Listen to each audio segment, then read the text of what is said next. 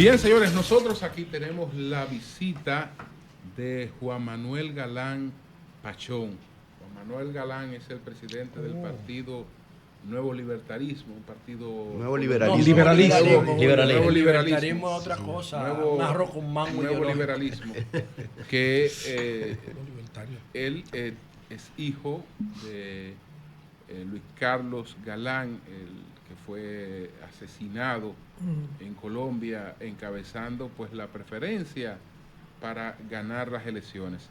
Entonces, vamos a conversar, agradeciendo esta visita, agradeciendo a la Defensoría del Pueblo, licenciado Pablo Ulloa. Pablito. Gracias, Pablo. Fajador. Nos distingue con la oportunidad de conversar con estos invitados especiales. Buenos días, Galán, ¿cómo estás? Muy buenos días, muchas gracias por la invitación. Es un gusto estar acá con ustedes y estar en República Dominicana. Ok, cuando te presentaba hablaba de nuevo libertarismo. En términos ideológicos, ¿cuál es esa diferencia entre el nuevo liberalismo y el nuevo libertarismo? Bueno, el Nuevo Liberalismo es un partido que fundó mi padre, Luis Carlos Galán, hace 40 años en Colombia. Es el cuarto partido más antiguo de Colombia, después del Partido Liberal, el Conservador y el Comunista. Y fue un partido disidente, rebelde, inconforme frente al Partido Liberal oficial tradicional, en donde cuando fue fundado a raíz de denunciar vicios en los que estaba incurriendo el Partido Liberal por haber permanecido tanto tiempo en el poder. Vicios de corrupción, vicios de clientelismo, en donde como el Partido Liberal se sentía una mayoría automática que no necesitaba irse a fajar, como dicen ustedes, o a medir en las urnas, simplemente se presentaba y elegían al candidato que el Partido Liberal pusiera. Entonces, Luis Carlos Galán hizo un llamado de atención rebelde, inconforme, pero institucional, sin violencia y sin marxismo, para que el liberalismo volviera a su esencia. Entonces es un liberalismo, aunque nuevo, pero de la misma escuela. Estamos hablando de la escuela de Chicago. No, nada que ver con eso. Nada que ver con el neoliberalismo. El neoliberalismo es una cosa completamente distinta. Okay. El nuevo liberalismo es un partido de centro izquierda, siempre lo ha sido. Es un partido que tiene como valor fundamental la democracia, la construcción de las instituciones democráticas, la pedagogía ciudadana para que los ciudadanos entiendan su deber y su responsabilidad en la práctica cotidiana de la democracia, que no es solamente salir a votar cada vez que hay una elección, sino es estar informados, opinar, organizarse, participar de las decisiones. Ese es el ejercicio cotidiano, rutinario de la democracia, y era un llamado a eso, porque la mitad de los colombianos no participan en las elecciones. Era un concepto de democracia integral, no solamente democracia política, sino también democracia económica, democracia social, hoy en día democracia ambiental, una democracia integral. Democracia ambiental, Juan Manuel, ese concepto.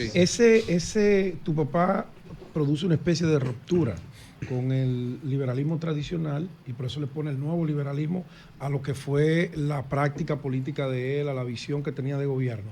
¿Es esa misma estructura cuando tu padre es asesinado por el narcotráfico en Colombia que presenta al presidente Gaviria? ¿O es una composición de las dos o hubo una especie de alianza de toda la oposición en ese entonces?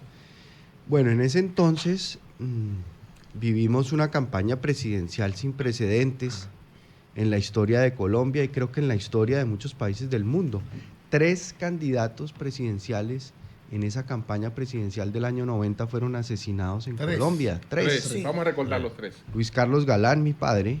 Sí. Bernardo Jaramillo Osa, que era el candidato a la presidencia de la Unión Patriótica, que fue un partido también exterminado por la violencia, el nuevo liberalismo lo fue. Nosotros nos asesinaron más de 50 de nuestros miembros en los años 80. Y también Carlos Pizarro, que acababa de suscribir un acuerdo de paz con el gobierno de Virgilio Barco para regresar a la vida civil, entregar las armas y participar por primera vez en las elecciones en el año 90. Sí, Manuel y José. Entonces César Gaviria había asumido la dirección de la campaña presidencial de mi padre. Correcto. Y cuando mi padre es asesinado, pues César Gaviria, que venía de ser ministro de Hacienda y Crédito Público de Virgilio Barco, ministro de Gobierno, fue garante de un proceso de unión liberal, digámoslo así, a través de una elección primaria que seleccionara el candidato a la presidencia del Partido Liberal. Porque ¿qué pasaba? Antes de toda esa rebeldía del nuevo liberalismo, siempre el candidato presidencial del Partido Liberal era escogido a dedo en una convención de partido amañada, prefabricada, y no había espacio para que la gente participara en esa decisión. Mi padre, ¿qué dice? Vamos a seleccionar el candidato presidencial en consulta popular, que la gente salga a votar a ver cuál es el candidato que más le gusta para el Partido Liberal, y el Partido Liberal aceptó en ese momento esa condición, y por eso se da esta unión con César Gaviria, que venía del Partido Liberal y de estar en el gobierno de Virgilio Barco. Juan Manuel, dos cosas. Primero, ¿qué opinas de lo que está pasando con la democracia en la región latinoamericana? Y segundo, desde el Senado fuiste probablemente la figura principal reclamando llevar a la justicia a quienes participaron en los falsos positivos. ¿Entiendes que la figura Álvaro Uribe Vélez debió estar detenido en este momento, en esta nueva transición que está enfrentando Colombia? Dígale a la audiencia qué son los falsos positivos. Él lo va a explicar ahora mismo. Sí, adelante. Yo lo puedo Adelante. explicar. Yo también. Adelante. Bueno, creo que la democracia, no solamente en Colombia, sino esto es un fenómeno mundial, está en crisis, y el origen de esa crisis es lo que llama un autor norteamericano de democracia, el eslabón perdido de la democracia, que son los partidos políticos. Es decir, buena parte del origen de la crisis de la democracia es la crisis de los partidos políticos, y en Colombia pues no somos ajenos a esa crisis, porque los partidos políticos, en lugar de cumplir su papel en una democracia, que es ser intérpretes de la demanda política de la sociedad, de estar conectados con la gente, con sus problemas, con sus anhelos y ilusiones, los partidos políticos se volvieron unos clubes cerrados de poder, en donde no dejan entrar a nadie, en donde se perpetúan en el poder, y en donde hay como roscas o camarillas, no sé cómo dicen acá en República Anillo, Dominicana. aquí le decimos anillo. Anillos, en donde esos anillos no son impenetrables. impenetrables, exacto, y entonces la gente se siente desarraigada, se siente que esos partidos son instituciones que le dan la espalda, que no lo representan, y por eso lo rechazan. Los partidos, para que cumplan su función en democracia, tienen que renovarse. No solamente renovarse en las caras y en las figuras de liderazgo de los partidos, sino renovarse en las ideas, en las propuestas. Eso es más importante. No ser partidos máquina que se prenden y se apagan cada vez que hay una elección para sacar adelante unos candidatos, sino partidos que piensan, que reflexionan, que escuchan, que conversan con la gente y que están conectados con la realidad de la gente para poderla interpretar. Entonces, la crisis de la democracia, para mí, tiene asidero en esa crisis de los partidos. Ahora, el tema de los falsos positivos, pues fue un tema muy doloroso y muy vergonzoso, que viene de toda esa teoría de Vietnam, de medir los resultados en una guerra por los cuerpos y por los cadáveres, Qué barbaridad. por las bajas en combate. Sí. Y esa doctrina, pues fue una doctrina que imperó, en donde había que mostrar bajas en combate.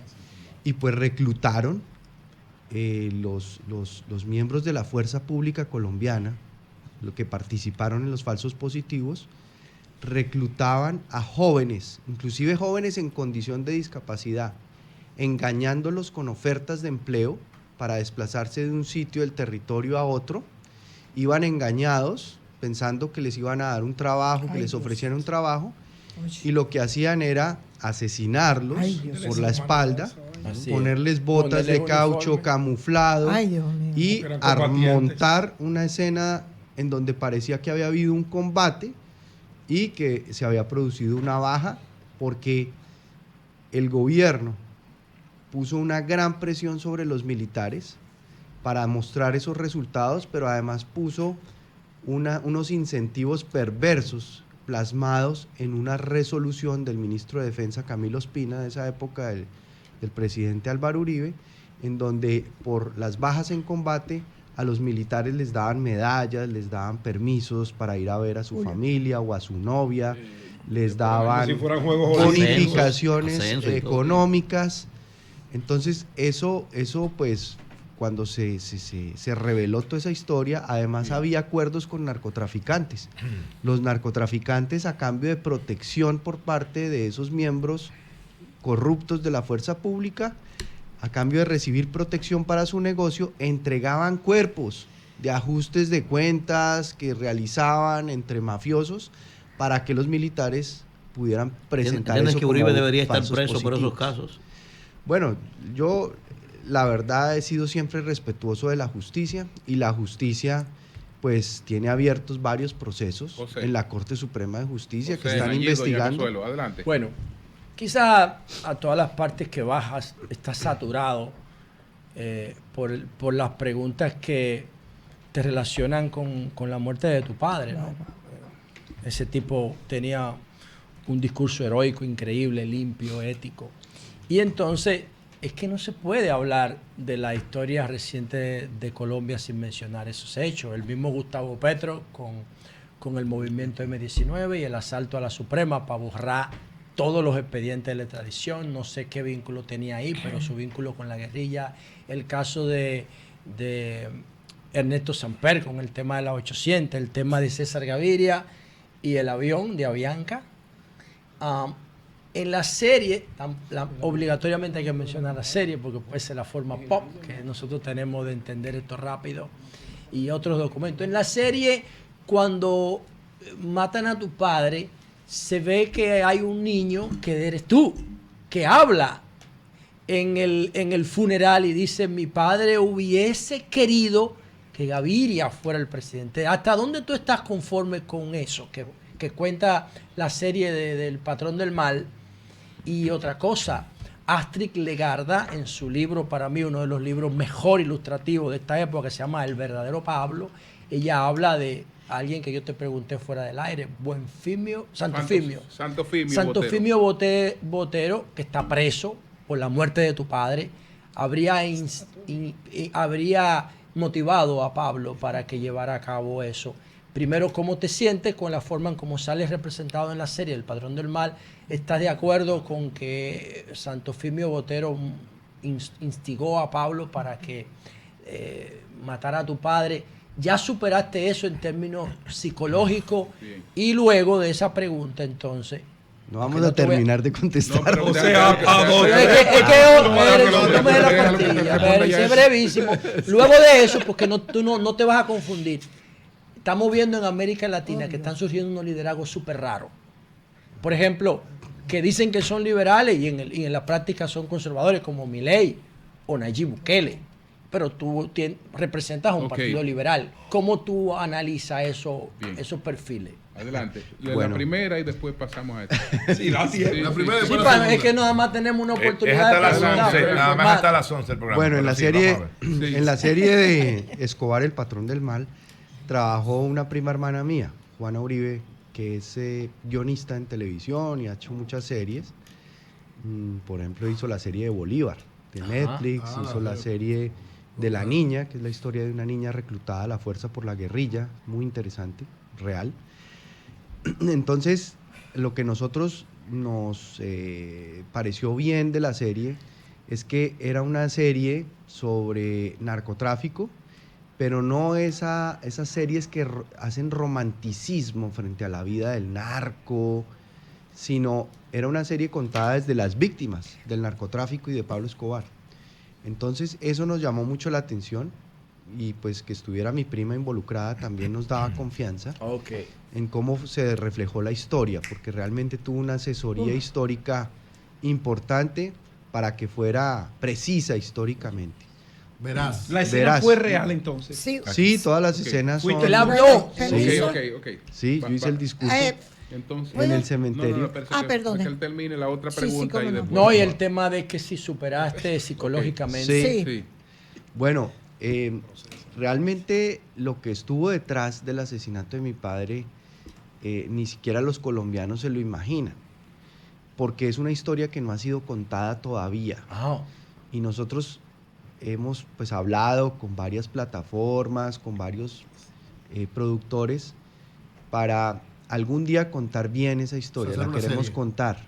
Queremos contar la historia detrás de lo que estuvo el asesinato de mi padre, porque nosotros como familia tomamos la decisión de involucrarnos en la investigación desde el primer día. La mayoría de las familias que sufren un asesinato así de una persona emblemática prefieren aislarse ¿Qué y edad no tenías? tener Era nada un que ver adolescente, con ¿qué la edad tenías? investigación. 17 años. 17. Entonces llevamos Ya 35 podía. años ya este año involucrados en el proceso de investigación y lo que hemos encontrado es que no solamente fue Pablo Escobar, y además Pablo Escobar no llegó a ser lo que fue solo, así por generación espontánea. Tuvo toda una red de apoyos políticos, económicos, en los organismos de seguridad del Estado que le permitieron llegar Bien. y convertirse en el monstruo que se Bueno, convirtió. sí. Con relación Aquí. a Javier Milei y a Bukele, ¿qué opinas? Volvemos a la crisis de los partidos. Por los partidos estar en crisis, la política se ha personalizado. Entonces la gente busca una persona, un salvador, un caudillo, un mesías, que entonces sale con una idea como la panacea, que nos va a resolver los problemas a todos. Entonces, pues en el caso de algunos de ellos, el tema es meternos todos a la cárcel. Si todo el mundo está en la cárcel, resolvemos como por arte de Señor. magia los problemas que tenemos. Sí, en la sí, Señor Juan Manuel, Sí. Juan Manuel Aquí- Galán. Joven, Mira, era joven. Está bien. Sí. Sí, 50 años, bastante sí. joven. Juan Manuel Galán. Sí. Quería preguntarle primero, o no preguntarle, pedirle que pueda hacer 3 señalamientos del gobierno de Gustavo Petro Exacto. que no están marchando bien, de 3 cosas fundamentales, 3 elementos fundamentales de Colombia que durante la gestión de Gustavo Petro, según su óptica, no están marchando bien. Y segundo, saber si ya usted está preparando los motores para aspirar nuevamente a la presidencia de Colombia en el 2026. Bueno, lo primero que yo señalo es un deterioro de la seguridad. Es decir, para Colombia la seguridad ha sido una prioridad por las circunstancias históricas que hemos vivido, porque tenemos un territorio muy grande, muy complejo, en donde el Estado no está presente en todas partes, y por eso aparecen muchas organizaciones criminales de alguna manera suplantando al Estado. Son las que imparten justicia, resuelven problemas entre vecinos, cobran entre comillas impuestos, que son pues extorsión a los empresarios y a los, no solamente a los empresarios, la señora que se para en la esquina a vender sus arepas para poder vivir tiene que pagarle una extorsión a grupos como el Dios Clan del mío. Golfo. Es así. Entonces, eso es una realidad. Ha habido un deterioro de la seguridad porque ha habido una disminución de las capacidades de la fuerza pública, de la policía, el ejército, la armada y la fuerza aérea, y una desmoralización también, que es lo más grave y lo más difícil de recuperar en un ejército y en unas fuerzas militares y de policía. Entonces, ¿En lo se le ha dado- económico? en lo económico también ha habido un deterioro de la confianza, que es el intangible más importante para una economía, es la confianza. Y no hay confianza. No hay confianza porque el gobierno ha cambiado las reglas de juego por el camino. La política de vivienda, que era una política que venía con una dinámica de 3, 4 gobiernos, se frenó de tajo. Se suspendieron los subsidios con los que muchos colombianos aspiraban a tener una vivienda, pero sin subsidio pues no pueden aspirar a tenerla, entonces tuvieron que desistir de su apartamento, de su casa, entregarla.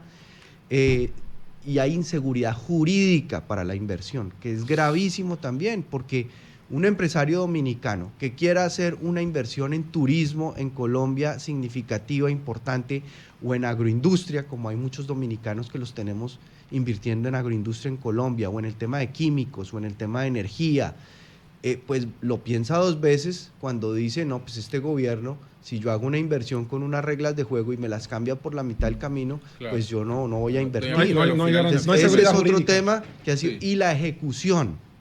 Bueno, la corrupción. Tenemos unos escándalos de corrupción nunca vistos. Empezando es decir, por lo el que hijo. está pasando por eso. Y la Unidad Nacional para la Gestión del Riesgo, en donde presuntamente, y la justicia lo está investigando, compraron congresistas, votos de congresistas para pasar a la fuerza la reforma a la salud, la reforma pensional, la reforma laboral, Sí. que son reformas dogmáticas, marxistas. que nos ¿Aspirará en el 2026 a la presidencia de Colombia? Yo lo que aspiro es que podamos unirnos como nos está dando la lección la oposición venezolana, que esta vez sí logró unirse alrededor de una líder, una mujer valiente, que hay que rendirle homenaje porque es una lideresa y una heroína de la Sí, democracia señor. en América Latina, Amén. que es María Corina Machado. Sí, señor. Bueno, adelante, doña Consuelo. Me preocupa la lucha contra la droga.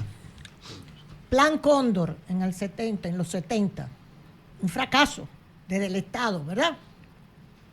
Que sucedió en toda América Latina, la aplicación por Estados Unidos del Plan Cóndor. ¿Cómo va Colombia o usted ve que debe enfrentar la lucha contra el narcotráfico, que ha sido un fracaso total? De acuerdo.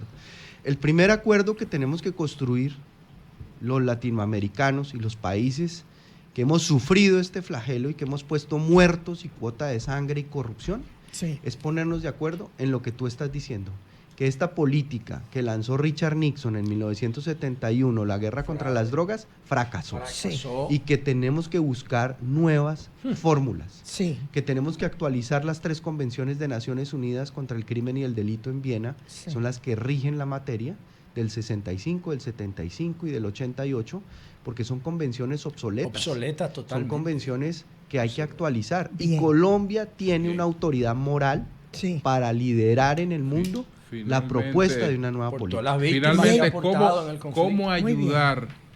cómo ayudar a los venezolanos a superar esta tragedia, a superar ese robo de esas elecciones? Pues tenemos que hacer un esfuerzo grande por exigir al régimen de Maduro que entregue las actas, que muestre las actas, que haya total transparencia frente a lo que ocurrió el domingo, porque es evidente que hubo un fraude y que se robaron las elecciones. Pero esta vez la oposición venezolana estaba mucho mejor preparada, Sí. estaba unida y además tenían un operativo ya en marcha para vigilar las elecciones con más de 90.000 testigos electorales. Y eso hay que apoyarlo, hay que respaldarlos. Esos enjuiciamientos por terrorismo que se están inventando ahora, esos secuestros y raptos que están haciendo de líderes de la oposición, todo eso hay que rechazarlo. Nosotros hemos cuestionado muy duro a nuestro gobierno de Gustavo Petro por el silencio que ha tenido. Sí. Hasta ahora, hoy se pronunció pidiéndole a Maduro que permita el escrutinio y la revisión del escrutinio. Pero hay que seguir, hay que perseverar como lo ha hecho María Corina en las instancias diplomáticas, multilaterales, en la OEA, haciendo presión y exigiendo que Maduro se tiene que ir porque esa fue la voluntad expresada por el pueblo venezolano el domingo. Bueno, Muy señores, bien. muchas gracias. Muy bien. Muy buena entrevista, A muy Juan buena. Manuel Verdad que Galán Pachón, presidente del No hablamos del partido. gran Pablo, No, de mi amigo Pablo. Pablo yo a él los Ha viernes, sido una los viernes, persona- Vamos a hacer ese debate. los viernes que Bueno, Sí, Martín un resuelve reconocimiento ese a tema. Pablo Está porque bien, de verdad ya, que ustedes tienen digo, un defensor del cuidado, pueblo pues cuando tú que hablas está de gran haciendo la Pablo se tarea. puede Es verdad, porque el malinterpretar. invitado Así de es. Pablo. Oye, además, un maestro, tremendo bueno, defensor Tiene que del decir pueblo. Pablo Ulloa, líder. Tiene que decir importante. Pablo Ulloa, porque si Del dice gran Pablo solo es dominicano, igual. Pablo Ulloa. Ulloa, Es de Pablo allá. Ulloa. Es de Ulloa. Es de aquí, del Pablo de aquí. De Pablo Ulloa. Es de Saludos Pablo a Ulloa. Pablo Ulloa. Pablo Ulloa, Pablo el de Ulloa. Martín y el de Mira, Sabana. el de Sabana. Y de Manuel. Maestro, Y mío. Si me permite, a propósito de Pablo, Ulloa. tiene una Tremendo Pablo trabajo, Ulloa, muy Pablo breve, Ulloa, tenemos que terminar. que tiene Usted una lo buena está amistad. ¿Qué opinión te merece, Juan Manuel, el hecho de Pablo Ulloa fue invitado, y quiero que el país lo sepa, como observador de las elecciones a Venezuela en su condición de presidente de ¿Y él los fue? defensores ¿Él fue? iberoamericanos y él se negó a ir ahí por la condición? ¿Qué opinión te merece? Hay que llamar a Pablo. Pues a mí me parece sí que es hubiera una, ido. es una Negó. postura valiente Ahí sí hubiera de ido. Pablo, Y no habla. porque lo Yo no conocí populista ese es ir detalle. allá, hacerse un video y Claro. hacer show, Lo que aquí, yo decía. Pedro. como hicieron varios. Ay, ay, ay, no, no, ya, no, ya, ay, ya. ay, Ay, Pedro. déjalo ahí. No, no, Juan Juan Manuel, Manuel. ya, Pedro. ¿Qué tiene que ver con eso?